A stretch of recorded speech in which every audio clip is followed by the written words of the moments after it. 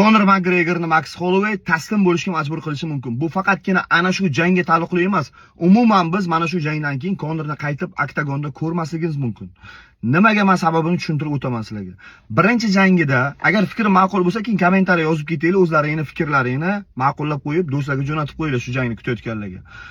Xo'p, Conor McGregor birinchisida Max Hollowayni yenggan birinchi jangda, lekin o'shanda Max juda ham yosh edi, xom edi, jismoniy shakllanmagan edi, to'liq MMA jangchisi sifatida.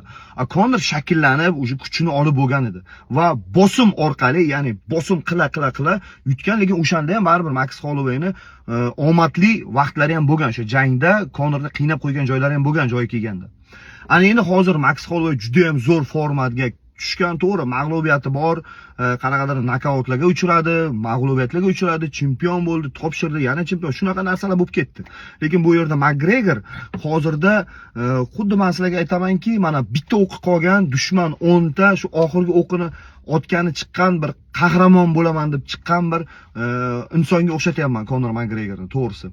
Bu yerda to'g'ri Conor bosimi bilan olib qolishi mumkin. Max Holloway nimani hisobiga yutqizishi mumkin deb o'ylayman Conor McGregorga.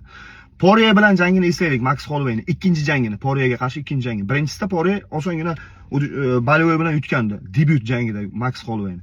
Ana endi ikkinchi jangida Poirier har bitta Max Hollowayni kombinatsion zarbalarga bittalik qattiq zarbalar bilan javob bergan edi va Max Holloway hujum qilishga qo'rqib qolgan edi.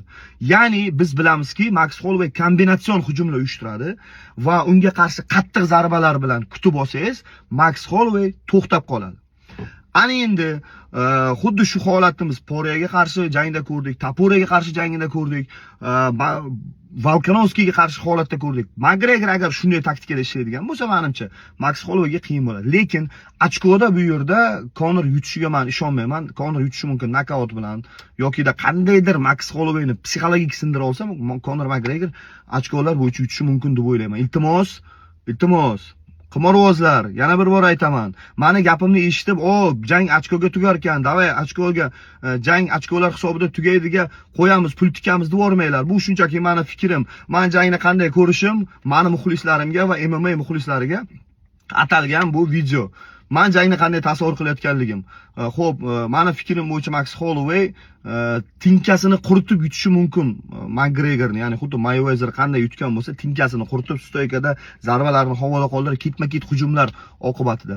McGregor bittali, ikkitali jo'ski zarbalar bilan Maxni sindirib qo'yishi mumkin deb o'ylayman.